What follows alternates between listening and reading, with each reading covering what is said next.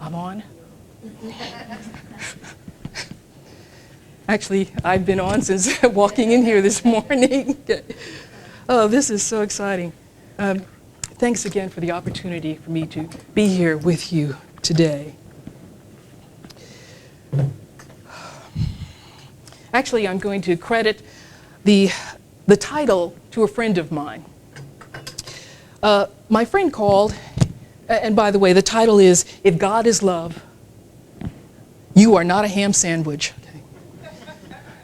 My friend called, and she was so excited about having won 2 tickets to the Salina Community Theater's production of Disney's musical, The Little Mermaid, and it's playing now. And as she was telling me about winning the tickets, I got to admit, I was already thinking about what I'm going to wear when we go see the play. Okay. And then she announced that she was giving the tickets away. And she was going to give the tickets to a coworker of hers, a single mom, who was working a couple of jobs and struggling, trying to take care of herself and her daughter. And I was not really disappointed. I applauded my friend for wanting to share her blessings with someone else. But then she said something that kind of startled me. When she was talking about the tickets, I said, see, this is just an example of God's love for you. This is God's gift, okay? And it's meant to let you know that you are worthy of all the blessings in your life. And she said, you know, BJ, I can't believe that because I don't know, I think I could jinx that. And I said, oh, don't be such a ham sandwich. And after we stopped laughing about it, I decided to tell her what I meant by that. Ham sandwich. Actually, the expression comes from my childhood. Growing up in New Jersey with mom, dad, I have an identical twin sister and 2 younger siblings. And Mom had definite rules about the roost, okay? We girls could not fight, no pushing each other, no name calling. It kind of gave a whole new dimension to that expression, if looks could kill. And my mother also had the rule that there was no cussing and no profanity in our home.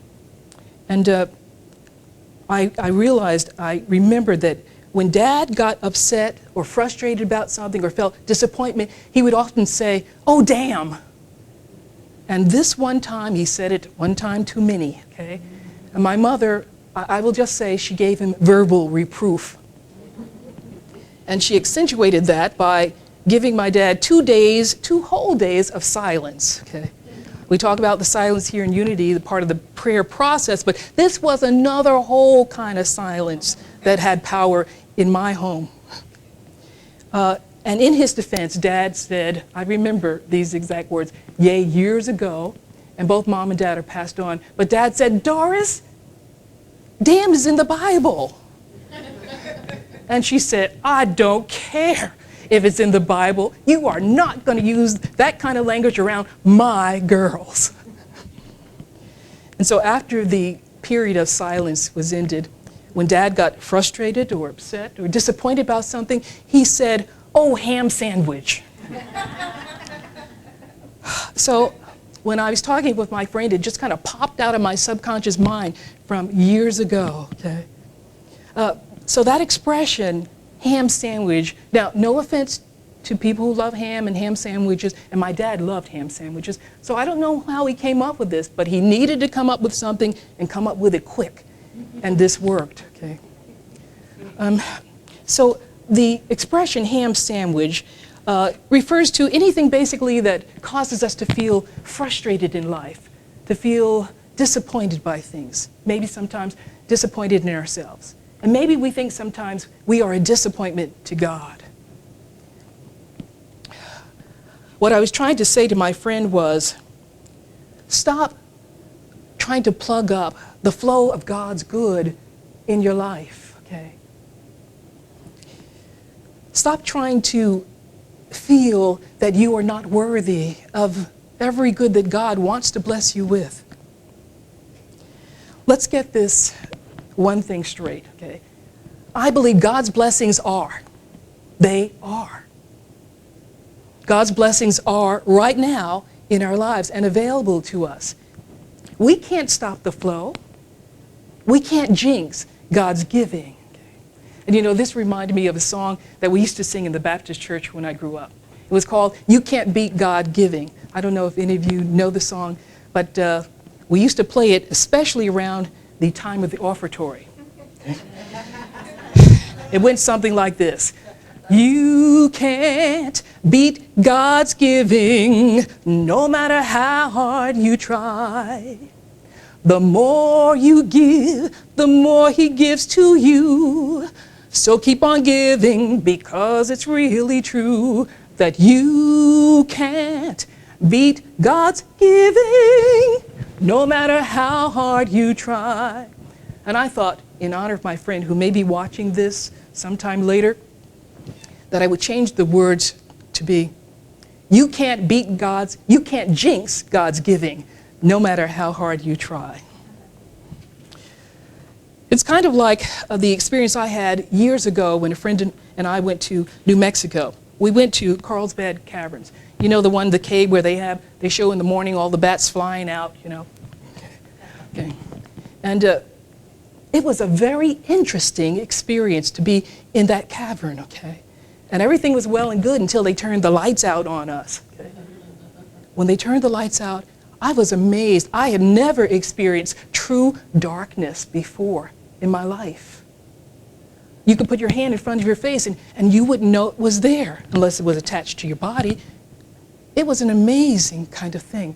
And I thought, you know, this is exactly what we do when we are living ham sandwich lives. The good is there, but we can't see it because we close ourselves to it. I want you to do something for me, okay? I'd like you to put your hand up in front of your face and close your eyes for a minute. Don't worry, it's safe. I'm not going to have the offering basket come by when you're vulnerable and you can't tell a $5 bill from a 20. It's really safe. And close your eyes. What is it you see? Nothing. Now you know your hand is there. This is what that experience is like, okay? This is what the experience is like when we misidentify ourselves. Now granted, there are a lot of experiences in our lives that seem to tell us that we are unworthy, that we are unlovable, that we are critical, judgmental, never amount to anything kind of messages. And you know, the sad part is that we hear this from our loved ones, from family, from our teachers, from the news media and social media. And heck, our pastors even tell us that we're the worm of the dust. Kind of hard to feel good about yourself when these messages are coming at you and you begin to accept them, take them as your own, and you begin to believe them. And according to the spiritual law that we know in Unity as the law of mind action, which is basically the thoughts that we hold on to in our minds, those thoughts take shape and form in our experience in some way. So when we accept these messages and we take them as our own, we begin speaking them to ourselves as if they are true. And basically, it's as simple as this. Ham sandwich thinking leads us to ham sandwich living. But we cannot truly stop this flow. We have but to open ourselves to the presence of God, or the presence of good that is always there. I love commercials. And I get kidded and joked a lot from friends of mine because they know I like commercials. When the commercials come on, I don't jump up and run in the kitchen and go in the fridge. I listen because the more creative ones can teach us something. Kind of like this commercial that I am enjoying right now. It's a Snickers commercial, and it's about the Brady Bunch. Mom and Dad Brady are sitting on the couch in the living room, and Marcia, one of the daughters, bursts in the house. Okay, now Marcia doesn't look like herself at all. She's this huge burly guy with a scraggly beard, okay, open shirt with hairy chest and tattoos everywhere, okay. And there's a Band-Aid across the bridge of her nose, and in her hand an axe. And she bursts in and she says, oh, I forgot. Mom says, "What's wrong, Marcia?" And Marcia says, "Peter hit me in the nose with the football. I can't go to the dance looking like this." And Mom Brady says, "Well, honey, I'm sure it was an accident." And she says, "An eye for an eye, a tooth for a tooth. That's what Dad always says." And Dad pipes up, "I didn't say that. Shut up," Marcia says, and she whams that axe right into the coffee table right there. And her mom says, "Marcia, here, have a Snickers bar." Marcia takes that Snickers bar and she says, "Why?" And Mom says, "Well, you know, when you're hungry, you're just not yourself." So Marcia bites into the Snickers bar, and lo and behold, boom, you know, appearing before us is the Marcia we know and love. Okay. And Mom says, "You better?" And she says, "Better." I think it is very true that when we are spiritually hungry, we are not ourself, capital S. We are misidentifying ourselves as something less than a child of God, heirs to all that God has and is in our lives. And Jesus tells the story about this same kind of misidentification in the story of the prodigal son. This is from the 15th chapter of the book of Luke, verses 11 through 32. And we all know the story of the prodigal son, okay? The youngest son, goes to his father and he asks for his inheritance. And the father is happy to give it to him. And a couple of days later, he decides to strike out into the world to look for his good out there in the world. He begins to identify with that world and the messages of that world. And Scripture says that he came on hard times. He became hungry, and he would eat the husks from the corn that was being fed to the pigs, and no one gave to him. And then the Bible tells us something curious. It says, in the midst of his suffering, he came to himself. He came to himself, and he decided that he was going to go back home. Okay. That's what needs to happen with us. Whenever we find ourselves getting into ham sandwich thinking, we need to come home to self, capital S. The love that we seek is here. The faith and the strength that we need to face the difficulties in our lives and move through those, knowing that somewhere in that problem, God is. Somewhere in that situation, good is. That is here now. The assurance that we are loved by God no matter what. No matter what we do or what we don't do, warts and all. We are the beloved of the Father. All we have to do is claim it.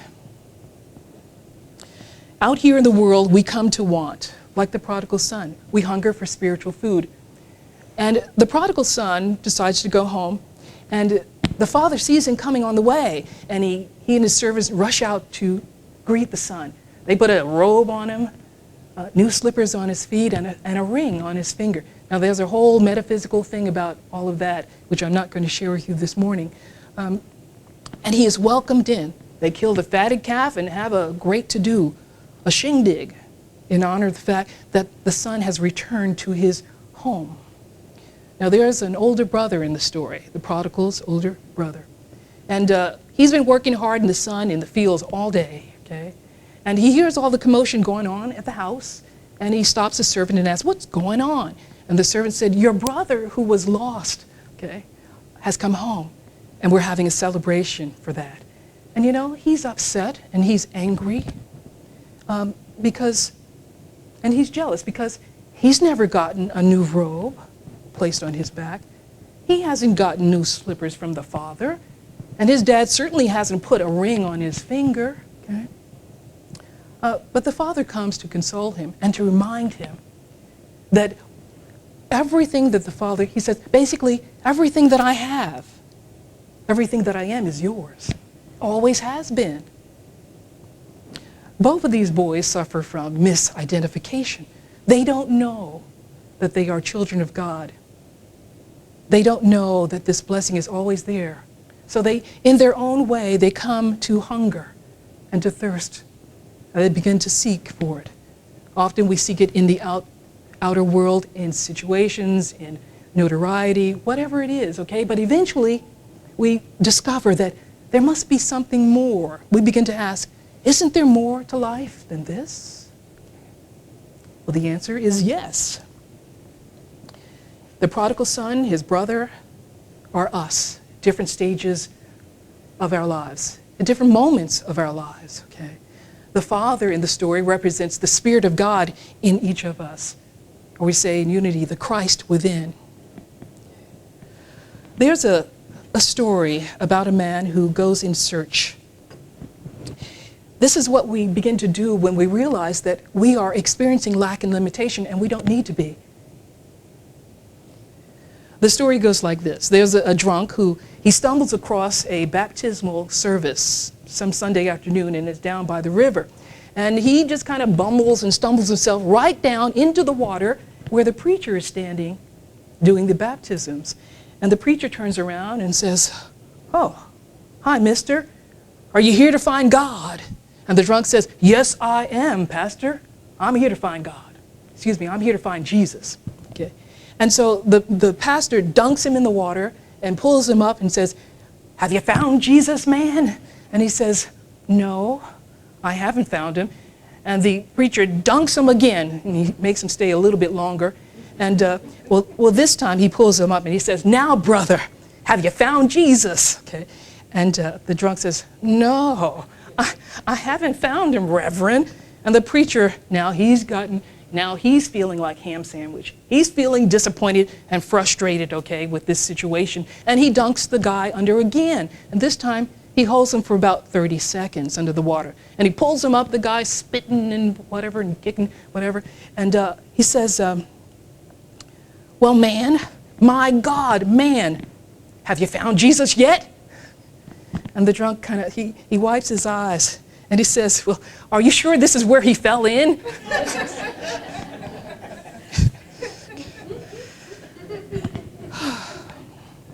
Looking for God in the wrong places. Although we might say, spiritually, God has fallen in us, meaning that the very presence of God is in the depths of our being. And we must go deeply into the waters of self to truly grasp what it means to be a child of God.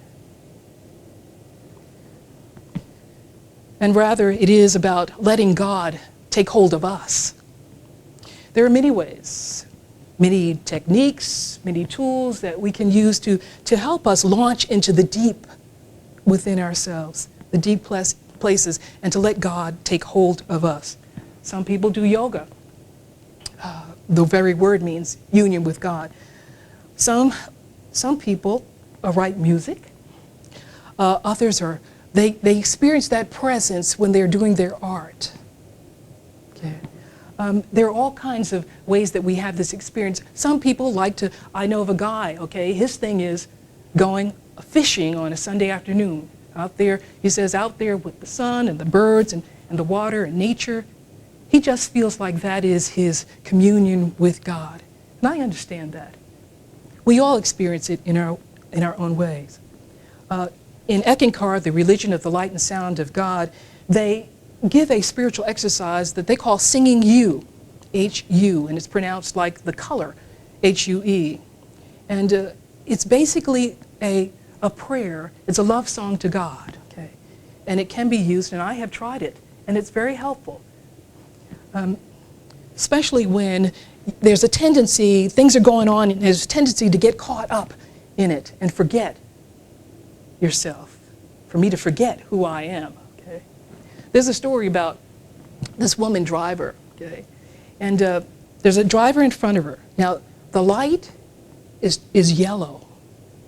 And the driver in front of her decides that he's going to slow down and he's going to stop.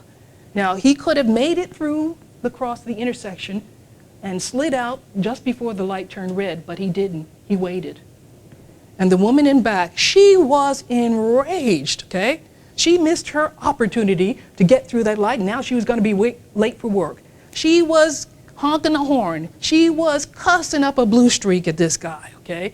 She was throwing down her phone, okay, and her makeup. And as she is sitting there, a policeman pulls up, okay? And he signals her to pull out, okay? So she does pull out, and he comes behind, okay? And he taps on the window, and she lets the window down.